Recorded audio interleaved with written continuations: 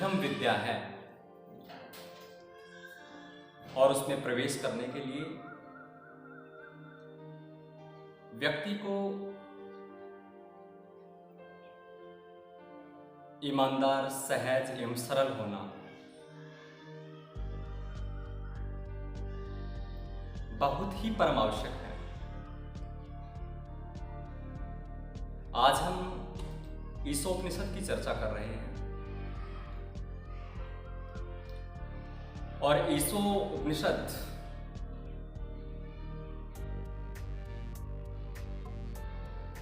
में कर्तव्य पंचक की बात की गई है कि ब्रह्म विद्या में प्रवेश करने का अधिकारी वही साधक, वही जिज्ञासु या वही विद्यार्थी हो सकता है जो इन 5 प्रकार के कर्तव्यों की पूर्ति करता हो। वास्तव में जब हम कर्तव्य और अधिकार की बात करते हैं तो हम अधिकार की तो बात कर लेते हैं, लेकिन कर्तव्य पूर्ति की बात करना भूल जाते हैं।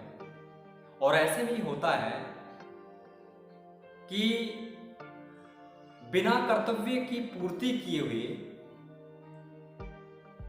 हम अधिकारी कैसे बन सकते हैं भाई?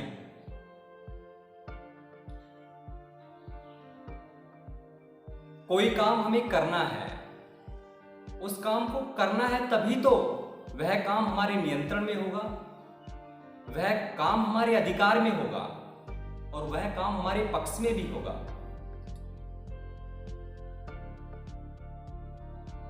तो ऐसी स्थिति में हमें अधिकार की तो बात करनी चाहिए, लेकिन कर्तव्य की पूर्ति बिना किए अधिकार की बात करना बेबुनियाद बात है, निराधार बात है, बिना पैंदे की बात है। इसलिए उपनिषद में भी कर्तव्य पंचक की बात की गई है कि उपनिषद की विद्या में प्रवेश करने वाले साधक को चाहिए कि 5 प्रकार के कर्तव्य की जरूर से जरूर पूर्ति करें, तभी वो उपनिषद की शिक्षा में प्रवेश पाने का अधिकारी हो सकता है। वो मैं 5 कर्तव्य आपको बता दिए देता हूं। वो 5 कर्तव्य, सबसे प्रथम कर्तव्य है नंबर 1, वो ये विश्वास करें कि भगवान सब जगह मौजूद है। God is omni present, God is everywhere, each and every particle. इसलिए आज की विज्ञान ने एक नए तत्व की खोज की और उस तत्व का नाम गॉड पार्टिकल भी नाम दिया है। गॉड पार्टिकल उसी पार्टिकल को कहा गया है जो सब में मौजूद है और सब जिसमें मौजूद है। तो पहला कर्तव्य यही है कि साधक या विद्यार्थी या जिज्ञासु जो ब्रह्म विद्या में प्रवेश पाने का अधिकारी आपको बनाए, उसको इस कर्तव्य की पूर्ति जरूर करनी चाहिए कि ईश्वर सब जगह है। उपनिषद का प्रथम कथन यही है, ईशावास्यमिदं सर्वम यत् किंचित् जगता जगत। मानी वो ईश्वर सब में है और सब उस ईश्वर में है। इसलिए यह प्रथम कर्तव्य है। और दूसरा कर्तव्य यह है कि दुनिया की सबकी सब वस्तुएं ईश्वर की हैं, हमें केवल प्रयोग के लिए मिली हैं, तो हम उन वस्तुओं का केवल प्रयोग करें और अपने आप को केवल और केवल प्रयोग अधिकारी माने कि हम इन वस्तुओं को प्रयोग करके अपने साध्य तक हम पहुंच सकते हैं। ये वस्तुएं हमें साधन रूप में मिली हैं, जीवन के अनन्य साधनों के रूप में ये वस्तुएं भी साधन हैं और इन साधनों की सहायता लेते हुए, इन साधनों का सहारा लेते हुए हमें उस साध्य तक पहुंचना है। तो दूसरा कर्तव्य यह है। तीसरा कर्तव्य यह है कि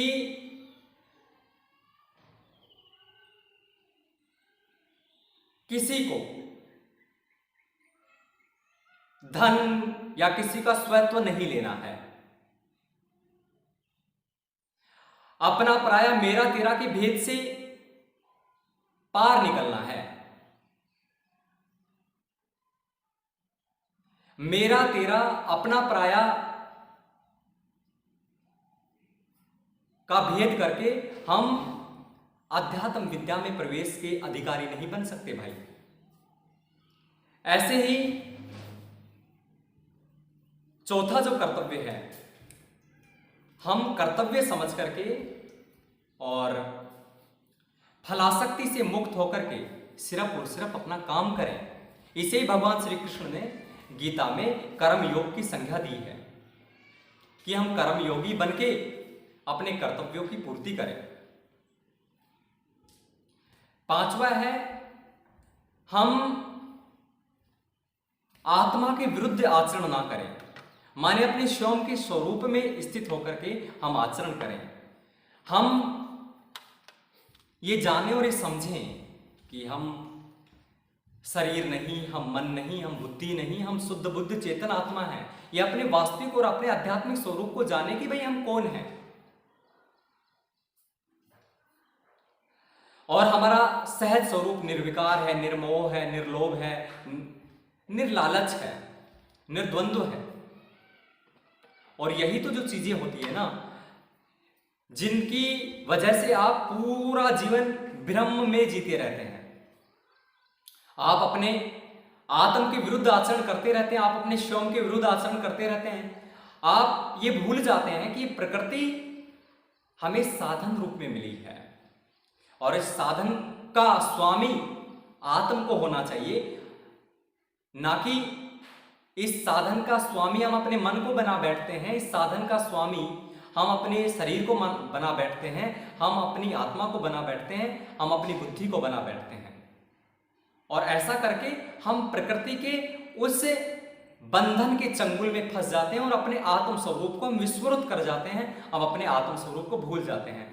तो ये 5 प्रकार के ये कर्तव्य हैं, इनकी पूर्ति करके हम ब्रह्म विद्या में प्रवेश कर सकते हैं। और सबसे प्रथम कर्तव्य तो एक ही है, उस एक ही कर्तव्य से ये 4 कर्तव्य भी जुड़े हैं कि उपनिषद के ऋषि का प्रथम कथन यही है, ईशावास्य मिदम सर्वम यत्किंच जगता जगत। जब इस बात पे हमारा पूर्णतया विश्वास हो जाए तो होता क्या है, जब ये मान लें कि ईश्वर है तो ईश्वर का जब व्यापकत्व हम मानते हैं, ईश्वर सब जगह है, ईश्वर कण कण में मौजूद है, कोई भी कण ऐसा नहीं हो सकता जिसमें ईश्वर ना हो। और ऐसा जिस तरह से इस पूरे ब्रह्मांड में आकाश फैला हुआ है सर्वत्र, इसी तरह से ईश्वर भी सब जगह फैला है। ऐसा हम माने कि ईश्वर एक देशीय नहीं है, एक ईश्वर सर्वदेशीय है। हम आत्मा एक देशीय हो सकते हैं, हम एक जगह हैं, लेकिन परमपिता परमात्मा सर्वत्र है। जैसे ही हम ये बोध होगा कि ईश्वर सर्वव्यापक है, ईश्वर सर्वत्र है, ये विश्वास के साथ ही हमारा हृदय निष्पाप हो जाता है। हमारे हृदय में वो संवेदना घर कर जाती है कि हम मन के विकारों से पार चले जाते हैं। और जैसे ही हमारा हृदय निष्पाप होता है, हमारा हृदय प्रेम से भर जाता है। हमारे हृदय में प्रेम रह नहीं पाता, इसके पीछे एक ही कारण है, क्योंकि प्रेम स्वार्थ के साथ नहीं रहता। प्रेम और ईर्ष्या एक साथ नहीं रहते, प्रेम और जलन एक साथ नहीं रहते, प्रेम और कामना एक साथ नहीं रहते, प्रेम और क्रोध एक साथ नहीं रहते, प्रेम और लोभ एक साथ नहीं रहते, प्रेम और मोह एक साथ नहीं रहते, प्रेम और मार्तस्य, ईर्ष्या जलन जिल्ष्या ये एक साथ नहीं रहते। इनमें से एक रहेगा, या तो प्रेम रहेगा या फिर स्वार्थ रहेगा, या तो प्रेम रहेगा या छल कपट रहेगा, या प्रेम रहेगा या बेईमानी रहेगी। इनमें से एक रहेगा। इसलिए जब हमारा ईश्वर के सर्वव्यापकत्व पे विश्वास होता है, सर्वव्यापकत्व पे विश्वास होते के साथ ही हमारे मन के विकार हमारे हृदय से अपना स्थान छोड़ देते हैं। और जैसे वो स्थान छोड़ते हैं, जैसे घृणा आपके पास से जाती है दूर, तो आप में प्रेम आता ही आता है भाई। तो जैसे ही हम ईश्वर के सर्वव्यापकत्व पे विश्वास करेंगे, तो ईश्वर के सर्वव्यापकत्व पे विश्वास करने से दो चीजें होती हैं कि मनुष्य का हृदय निष्पाप हो जाता है, दूसरा मनुष्य के हृदय में प्यार आ जाता है। जैसे ही निष्पाप हुआ, प्यार वाला हुआ। तो हम ये भी देखते हैं कि बहुत सारे समाज में गलत काम होते हैं, चोरी, डकैती, अपहरण, बलात्कार, ये सब एकांत स्थान ढूंढा करते हैं। और एकांत स्थान ढूंढते इसलिए रात को ये सबसे उचित समय मानते हैं अपनी चोरी के लिए, अपनी बलात्कारी के लिए, अपने अपहरण के लिए, अपनी डकैती के लिए और अन्य आपराधिक कार्यों के लिए। इसके पीछे कारण एक ही है कि उनको ऐसा लगता है कि उस समय में ना कोई देख पाएगा, ना में कोई सुन पाएगा, ना कोई जान पाएगा। लेकिन जब उनका ईश्वर के सर्वव्यापकत्व पर विश्वास हो तो वो देख लेंगे, वो समझ लेंगे कि ईश्वर मुझे हर समय देख रहा है, सुन रहा है, जान रहा है।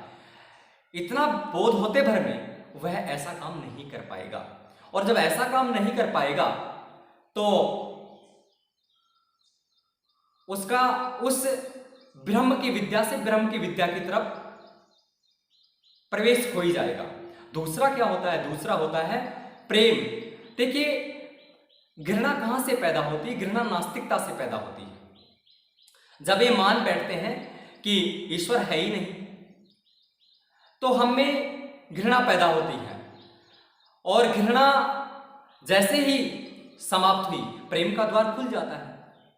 तो जब हम ये मान लेंगे कि ईश्वर सब जगह मौजूद है, ईश्वर कण-कण में मौजूद है, ईश्वर कुत्ते, बिल्ली, छोटे से छोटे जीव और हर प्रकार के जीव जंतु में वो परम तत्व निवास करता है, तो फिर हम किसी से घृणा कर ही ना पाएंगे। और जैसे ही घृणा ना कर पाएंगे तो हम प्रेम कर पाएंगे।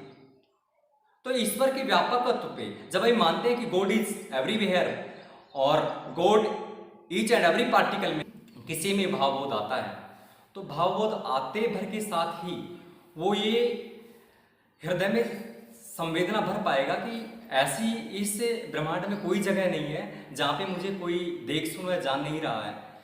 तो फिर कोई भी इस प्रकार का पाप कर्म कर ही ना पाएगा। इसलिए ईश्वर के सर्वव्यापकत्व पे में विश्वास करने से हमें दो लाभ होते हैं। एक तो ये होता है कि हम निष्पाप हो जाते हैं, दूसरा निष्पाप होने के साथ ही हम प्रेम से युक्त हो जाते हैं। और अध्यात्म का यही तो मर्म है कि जीव जीव मात्र के प्रति प्रेम से भर जाए।